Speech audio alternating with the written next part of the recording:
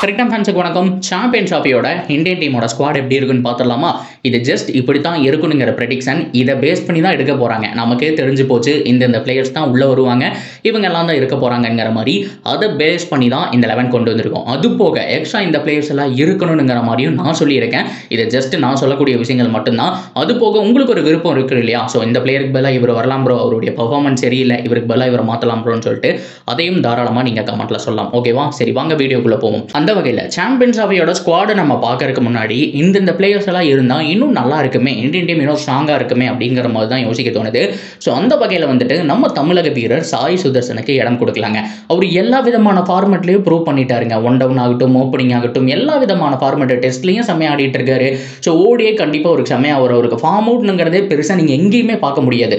ஒரு match 2 match வந்துட்டு failure ஆவார். போன தடவை நீங்கள் பார்த்தீங்க அப்படின்னா ஐபிஎல் முதல் கொண்டு கிட்டத்தட்ட 20 ரன்னுக்கு கம்மியாக அவர் அடிக்கவே இல்லை அப்படிங்கிற மாதிரிலாம் சூப்பர் ரெக்கார்டெல்லாம் வச்சிருந்தாரு. ஆவரேஜ் செம்மையாக இருந்தது, ஜிடிக்காக செம்மையாக பண்ணியிருக்காரு. So one of the best batsman. அந்த மாதிரி ஒருத்தரை இழந்து போகுது அப்படிங்கிற மாதிரி தான் யோசிக்க தோணுது. இருந்தாலும் செலக்டர்ஸ் என்னென்ன நினைக்கிறாங்க அப்படிங்கிறதான நம்ம கொண்டு வர முடியும் இல்லையா? ஸோ அதே மாதிரி இன்னும் நிறைய பிளேயர்ஸ் இருக்காங்க. எஸ்பெஷலி நம்மளுடைய ருத்துராஜ் கைக்வாட், அவரை பற்றி பேசி ஆகணுங்க. ஒரு சான்ஸ் கொடுத்தாதான்டா மனுஷன் எப்படி பர்ஃபார்ம் பண்ணுவான்னு தெரியும். ஸோ கொடுத்த சான்ஸ் எல்லாம் பிடிங்கிட்டீங்கன்னா எப்படி? ஒரு தடவை 100 அடிச்சு ப்ரூவ் பண்ணாரு, அதுக்கப்புறம் சான்ஸே கொடுக்கலையே. ஸோ கண்டிப்பாக அவருக்கும் சான்ஸ் வேணுங்கிற மாதிரி ஃபேன்ஸ் எல்லாருமே கேட்டிருக்காங்க. ஃபேன்ஸை விட்டு தள்ளுங்க, சிஎஸ்கே ஆர்சிபி என்னதான் அடித்தாலும் அவர்கிட்ட அந்த பொட்டன்சியல் இருக்குது, அந்த டேலண்ட் இருக்குது. அதை வந்துட்டு அவர் நிரூபிக்கிறதுக்கு ஒரு சான்ஸ் கொடுத்தாகணும். ஸோ சாம்பியன்ஸ் ட்ராஃபியில் சான்ஸ் கிடைக்குமானுங்கிறது கொஞ்சம் கஷ்டம் தான். இதுக்கப்புறமாவது அவரை பர்ஃபெக்டாக யூஸ் பண்ணுங்கடா அப்படிங்கிற மாதிரி தான் சொல்ல தோணுது. ஸோ இதுக்கப்புறம் பவுலர்ஸை பொறுத்த வரைக்கும் ஹர்ஷ்தீப் சிங் இருக்காரு. ஆனால் இந்த தடவை சமி, அது மட்டும் இல்லாமல் ரொம்ப ரொம்ப முக்கியமாக பும்ரா, இதுக்கப்புறம் சிராஜ், இந்த 3 பேர் தான் போவாங்க அப்படிங்கிற மாதிரி நான் நினைக்கிறேன். சப்போஸ் சிராஜ் கொஞ்சம் ஃபார்ம் அவுட் அப்படின்னா கூட, கொஞ்சம் கம்மி தான், அவர் தான் இருக்க போகிறாரு அப்படின்னா கூட பேக்கப்புக்கு பிரசீத் கிருஷ்ணா இருக்காரு. ஸோ இது போக ஹர்ஷ்தீப் சிங் இருக்காருங்க, அவருக்கு ஒரு சான்ஸ் கொடுக்கலாம். ஸோ ஐபிஎல்ல வேறு மிகப்பெரிய பட்ஜெட்டுக்கு போயிருக்காரு, ஆனால் கிடைக்குமானுங்கிறது டவுட் தான். ஸோ இது போக பொட்டன்ஷியலான பிளேயர்ஸ் இன்னும் நிறைய பேர் இருக்காங்க. ஆனால் பிளேயிங் 11ல் நிறைய பிளேயர் வந்துட்டு இன்னும் ப்ரூவ் பண்ண வேண்டியது இருக்குது. ஸோ சுட்மன் கில் மாதிரியான பிளேயர்ஸ் எல்லாம் வந்துட்டு ரீசெண்ட் டைமில் ஃபார்ம் அவுட் தான். ஆனால் இதுக்கு முன்னாடி அவர் எப்படி ஆனாருங்கிறதையும் நம்ம பார்க்கணும். ஸோ கொஞ்சம் டைம் அப்படிங்கிறத கொடுக்கணும். சரி, ஓகே, இந்த டாபிக் அப்படியே ஒரு ஆப் பண்ணிட்டு பிளேயிங் 11 இப்படி தான் இருக்கும் அப்படிங்கிறத நம்ம பார்த்துருவோமா? ஸோ ரோஹித் சர்மா அண்ட் ஜெய்ஸ்வால், இவங்க 2 பேர் தான் ஓப்பனிங், அதில் மாற்றமே கிடையாது. ஜெய்ஸ்வாலை பொறுத்த வரைக்கும் குயிக் ஸ்டார்ட் கொடுப்பாரு. ரோஹித் சர்மா பொறுத்த வரைக்கும் அதுதான் வேலையாக இருந்தது. இது கொஞ்சம் ஓடிய ஃபார்மட் அப்படிங்கிறதுனால ஸோ ரோஹித் சர்மா பொறுத்த வரைக்கும் எப்பவும் போல ஆடுறதுக்கான சான்ஸ் அப்படிங்கிறத ஹைலி பாசிபிள். ஸோ இதுக்கு முன்னாடி வேர்ல்ட் கப்பில் என்ன பண்ணாரோ அதே தான் பண்ணி ஆகணும். சொண்டோனை பொறுத்த வரைக்கும் விராட் கோலி. ஸோ ஜெய்ஸ்வால் மேலே சொதப்புனா கில் வரலாம், அதை நான் இங்கேயே சொல்லிக்கிறேன். ஸோ மற்றபடி எந்த சேஞ்சஸும் இருக்காதுங்க.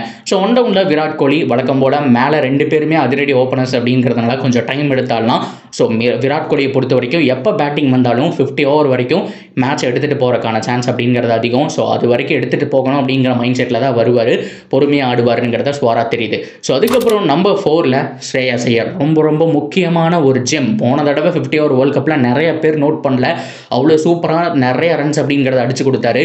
போன வருஷம் செமையாக அமைஞ்சிருக்குங்க. 2024 ஸ்ரேயாஸ் ஐயரோட வருஷம் சொல்லணும். IPL cup, Irani cup, Syed Mushtaq Ali trophy and Ranji கோப்பைன்னு சொல்லிட்டு எல்லாத்தையுமே அடிச்சிட்டாருங்க. ஸோ 4 விதமான ஃபார்மெட்டில் டிஃப்ரெண்ட்டாக ப்ரூவ் பண்ணி காமிச்சிருக்காரு. அண்ட் கேப்டனாகவும் சரி, பிளேயராகவும் சரி, ஓரளவுக்கு செம்மையாக பர்ஃபார்ம் பண்ணியிருக்காரு. கேப்டனாக 100%, பிளேயராக ஒரு 70 to 75% சொல்லலாம். ஸோ பர்ஃபெக்ட் மிடில் ஆர்டர் பேட்ஸ்மேனாக இருப்பார். ரொம்ப ரொம்ப க்ரூசியலுங்க. ஸோ அடுத்ததாக 5வது கேஎல் ராகுல், 6வது ஹார்திக் பாண்டியா மறுபடியும் ப்ரூவ் பண்ண வேண்டிய ஒரு சுச்சுவேஷன். ஸோ 7வது ரவீந்திர ஜடேஜா, 8வது குல்தீப் யாதவ், ஸோ 9வது முகமது சிராஜ், ஸோ 10வது ஒன் அண்ட் ஒன்லி நாயகன் நம்மளுடைய பும்ரா தான், வேற யாரு? ஸோ அதுக்கப்புறம் கம்பேக் கொடுக்கக்கூடிய சமி. இதில் ஏதாவது மாற்றங்கள் இருக்கும் அப்படின்னா ஸோ குல்தீப் யாதவ் பதிலாக வேற யாராவது வரக்கான சான்ஸ் இருக்குது. ஸோ அக்ஷர் பட்டேலை உள்ளே கொண்டு வரலாம். ஸோ ஜட்டு மாதிரியே இருக்காருங்கிறதுனால மேபி தேவைப்படாது தான், பட் இருந்தாலும் அக்ஷர் பட்டேல் வரக்கான சான்ஸ் இருக்குது. ஸோ அது போக சகல் வரக்கான சான்ஸ் இருக்குது. ஸோ இதுதான் கம்ப்ளீட் பிளேயிங் 11 இருக்க போகுது. 50 ஓவர் ஃபார்மெட்டுக்கு இவங்க எல்லாமே சூட் ஆவாங்க. ஸோ நிறைய பேர் ஏன் சூரியகுமார் யாதவ் இல்லை, ஏன் இஷான் கிஷன் இல்லை, ஸோ இன்னும் நிறைய பேரை சொல்லலாம். அவங்க எல்லாருமே வந்துட்டு ஏன் இல்லை அப்படிங்கிற மாதிரி கேட்கலாம். ஸோ இது என்ன பொறுத்த வரைக்கும் இது தாங்க பெஸ்ட்டு. இந்த ஒரு 15 பேர் வந்து ஸ்குவாடில் மேபி இன்னும் அடிஷ்னலாக 2-3 பேர் வந்துட்டு ஆட் ஆகலாம். ஆனால் 11 பிளேயரில் இவங்க ஆடுறதுக்கான சான்ஸ் தான் இருக்குது. இதுலேயே ஏகப்பட்ட மாற்றங்கள் இருக்கும். அக்ஷர் பட்டேல் ஆடிட்டு ஜட்டு ஒரு மேட்ச் வெளியில் கொண்டாலும் ஆச்சரியப்படுறதுக்கு கிடையாது. ஸோ ஜெய்ஸ்வாலுக்கு வந்துட்டு கில் ஆடினாலும் ஆச்சரியப்படுறதுக்கு கிடையாது. இந்த மாதிரி ஏகப்பட்ட மாற்றங்கள் இந்தியன் டீமுக்குள்ளே நடக்கும். ஆக மொத்தத்தில் ஏதோ ஒன்று பண்ணுங்க, பெஸ்ட் 11 சூஸ் பண்ணி பாகிஸ்தானை பொழந்து ட்ராஃபி தூக்கிட்டு வாங்க அப்படிங்கிற மாதிரி தான் ஃபேன்ஸ் எல்லாருமே கேட்டிருக்காங்க. ஸோ பெஸ்ட்டாக கொடுப்பாங்க அப்படிங்கிற மாதிரி நம்பலாம். ஏன்னா பாடா கவாஸ்கர் ட்ராஃபி தோத்தது, மீடியா போட்டு கிளிகளின் கிழிச்சது. ஸோ இப்போ போயிட்டு இருக்க பேச்சுவார்த்தை இது எல்லாமே அவங்க மைண்ட் செட்டில் இருக்கும். இது எல்லாமே ஓவர் கம் பண்ணி அந்த 50 ஓவர் ஃபார்மெட்டில் அந்த ஒரு சாம்பியன்ஸ் ட்ராஃபி அடிச்சிட்டாங்க அப்படின்னா கிட்டத்தட்ட 1 இயர் ஸ்பேனுக்குள்ள 2 ஐசிசி ட்ராஃபி அடிச்சிட்டாங்க அப்படிங்கிற செம்மையான ஒரு நல்ல ஒரு விஷயம் இருக்குங்கிறதெல்லாம் மாற்றம் கிடையாது. ஏன்னா நான் ஜூன் டு ஜூன் சொல்கிறேங்க. ஸோ போன ஜூன் ஜூலையில் தான் நம்ம ட்ராஃபி அடித்தோம். அடுத்த ஜூலை வரக்குள்ள நம்ம இன்னொரு ட்ராஃபி அடிச்சிருந்தா செம்மையாக இருந்திருக்கும். அது போக வேர்ல்டு டெஸ்ட் சாம்பியன்ஷிப்புக்கு குவாலிஃபை ஆயிருந்தால் இன்னும் நல்லா இருந்திருக்கும். ஆனால் அதுதான் நடக்காமல் போயிடுச்சு. ஸோ எனிவே அது போனால் போகட்டும். இந்த சாம்பியன் ட்ராஃபியாவது நம்ம ட்ரை பண்ணுவோம். உங்களுடைய பெஸ்ட் பிளேயிங் லெவன் என்ன அப்படிங்கிறத கமெண்ட்டில் சொல்லுங்கள். அண்ட் தொடர்ந்து அப்டேட்டுக்கு சேனலோட இணைஞ்சிருங்க.